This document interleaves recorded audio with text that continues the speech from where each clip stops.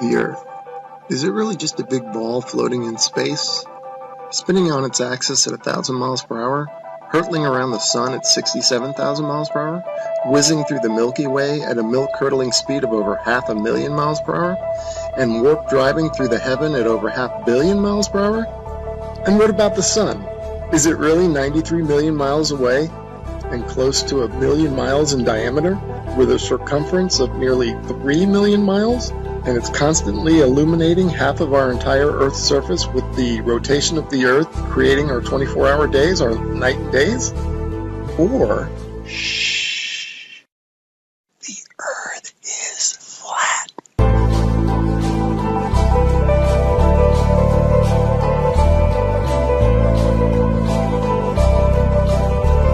And maybe it's completely still, just like we experience. And maybe the sun isn't big, but is very small and very close, and not illuminating the Earth from 93 million miles, but is illuminating locally. And maybe everything, the sun, moon, and stars, are not far away, but are circling overhead relatively close.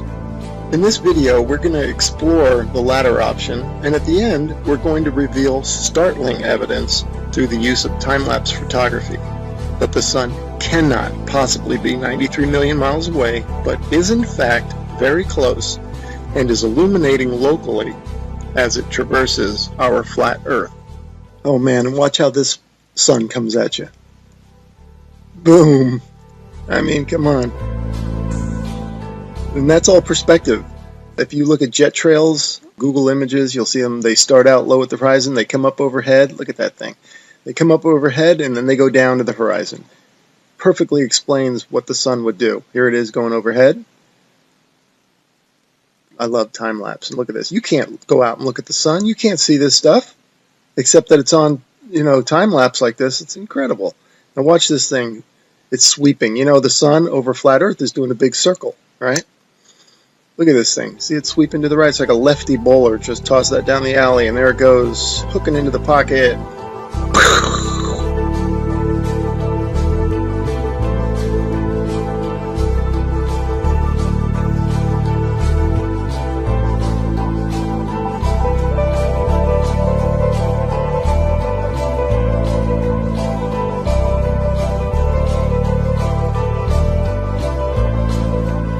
You can see how the clouds angle down to the horizon. One shot of it there. That's exactly how the sun would do on flat Earth. Okay, back to the Copernican principle, and this is what they tell us. The sun is 93 million miles away. Now, I'm going to show you evidence through sunsets that shows the sun light following the sun over the horizon, and it shrinks as it goes over. Now, there's no way it would do that if the sun is 93 million miles away. Okay, first I'm going to show you some footage from the ISS.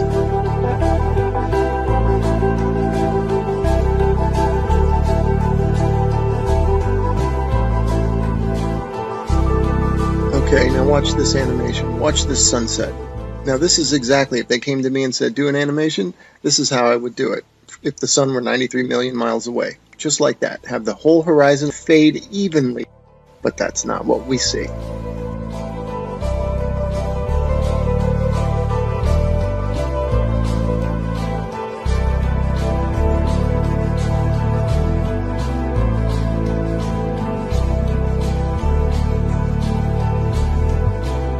Okay, wow, look at that.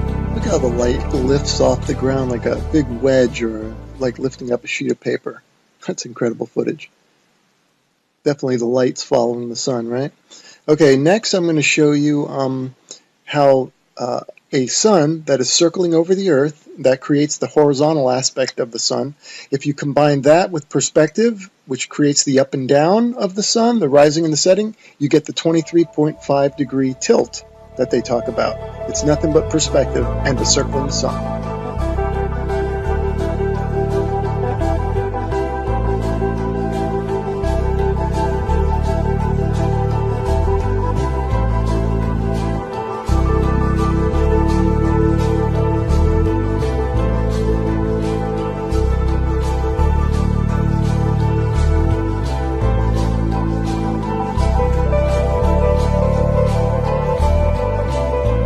Here's another sun sweeping out a big circle.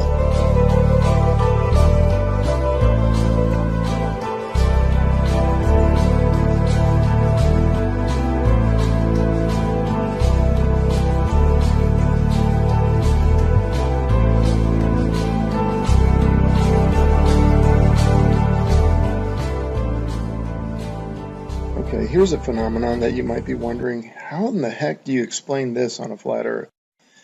Well, this footage is taken from Alaska during the summer, and the sun does look like it's going up and down.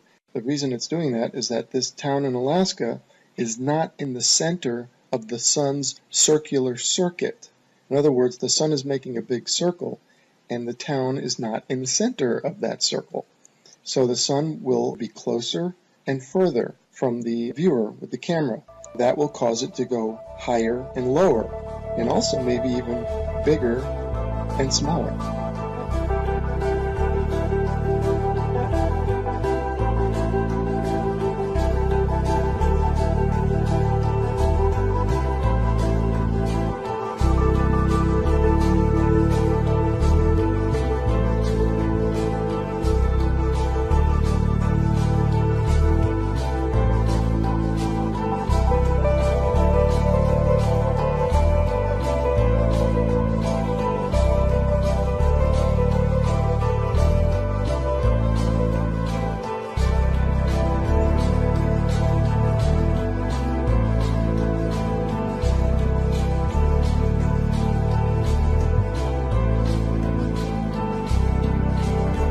Look at the high altitude airplane. Remember, this is from a high altitude balloon, so that airplane is probably at cruising altitude. Notice how it looks like it's going up from the horizon. That's exactly how the sun will rise, because that plane is staying parallel to the ground. And now watch, it'll go down to the other horizon. All right, again, perspective, that's how the sun will set. And forget the big ball, that's just due to a GoPro camera. But see how the sun, that's the point of this. And then also, look at the size of the sun, man. Look at that thing. I mean, there's something to it to say that we're higher up our view and the sun looks bigger, and it looks like it's not as high in the sky as it does when we're on the ground. Something to that.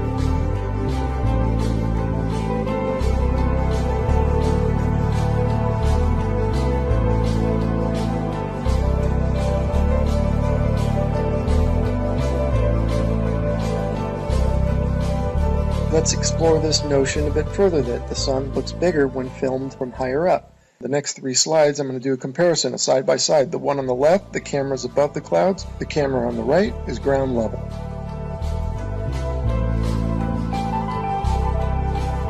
And the point for the side by side comparison from the ground level and the level above the clouds is that above the clouds we're only maybe a mile or so up, and if the sun appears to be closer to the camera, well, that means it's probably much closer, because if the sun were 93 million miles away, a mile closer wouldn't make any difference at all to its visual appearance.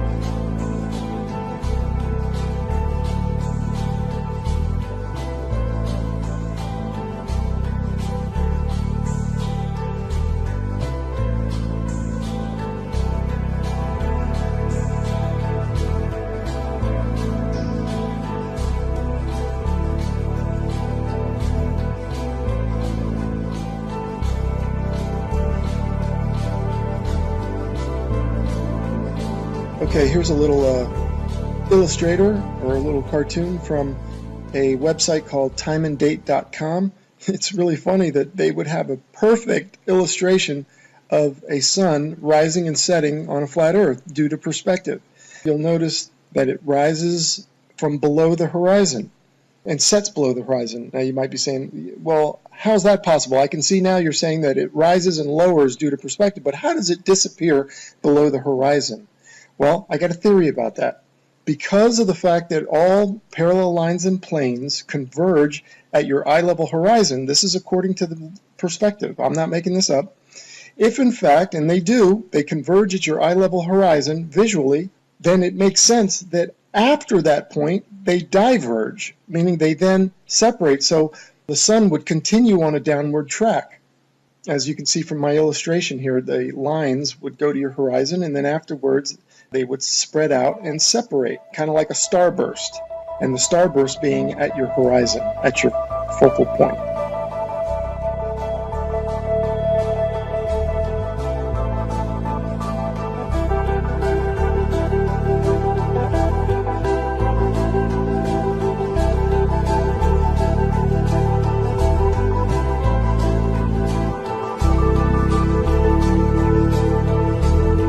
Anyway, without further ado, we're going to start talking about, and I'm going to start showing you the time lapse of the sunsets that I'm talking about that clearly show the sun is close and illuminating locally.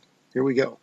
All right, and here are a couple of time-lapse sunsets, and just like the sunrises at the beginning of this video where you could see the sun coming at you, not maintaining any 93 million mile distance, here you can also see the sun moving away, and it's clearly not due to the rotation of the Earth and a sun that's maintaining 93 million miles away, but the sun is moving over the Earth and moving away from you.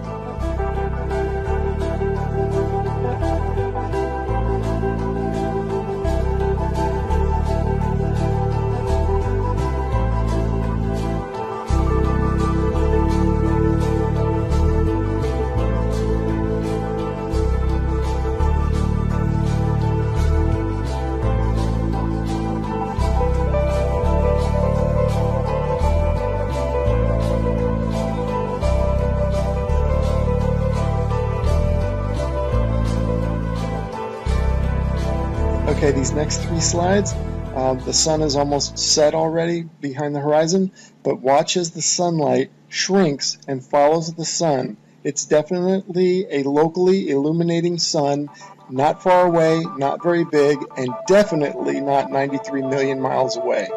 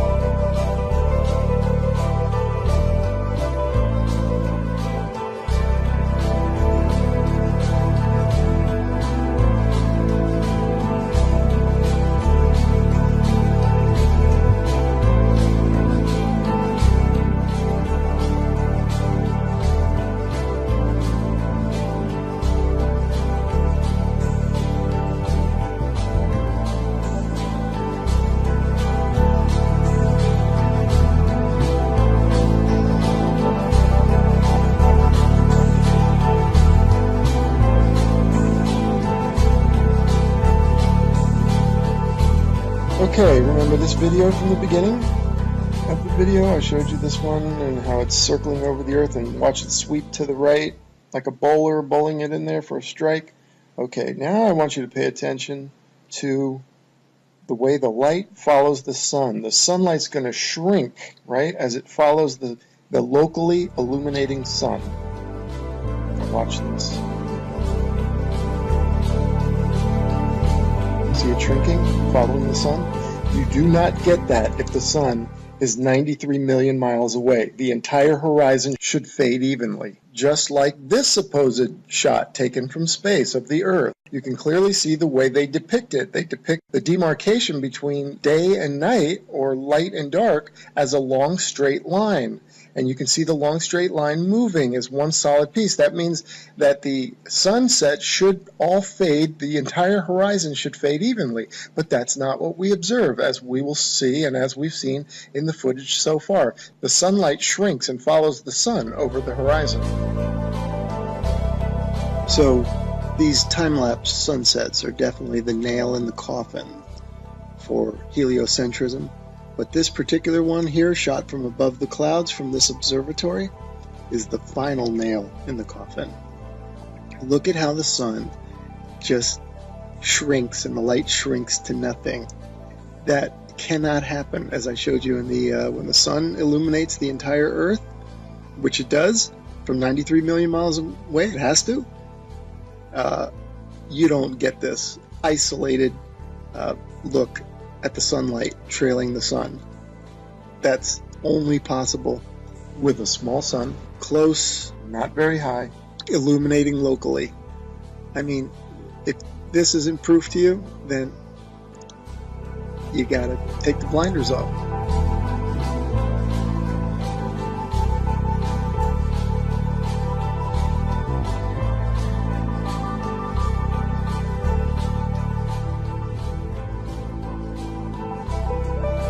Okay, and finally I want to show you some examples of local illumination, or a city in the background. This is from Grand Canyon National Park. You can see Las Vegas is one of them. You can see the stars going down, so you know that's not the sun. That's the glow of Las Vegas, it says. You can see that's local illumination. I'm just making an example showing you here's Tuba City and a little bit of Flagstaff. Now, in this one here, you see two lights. Obviously, we don't have two suns, but these are two cities lit up, and it's just to show it looks just like the sun going over the horizon. That's the point of me showing that. That's local illumination at work. The sun is not 93 million miles away, because if it was, the entire horizon would fade evenly, and the entire horizon would fade at the same time. Not what we see here, which is the small sun cruising over the Earth, and the light is following it. Case closed.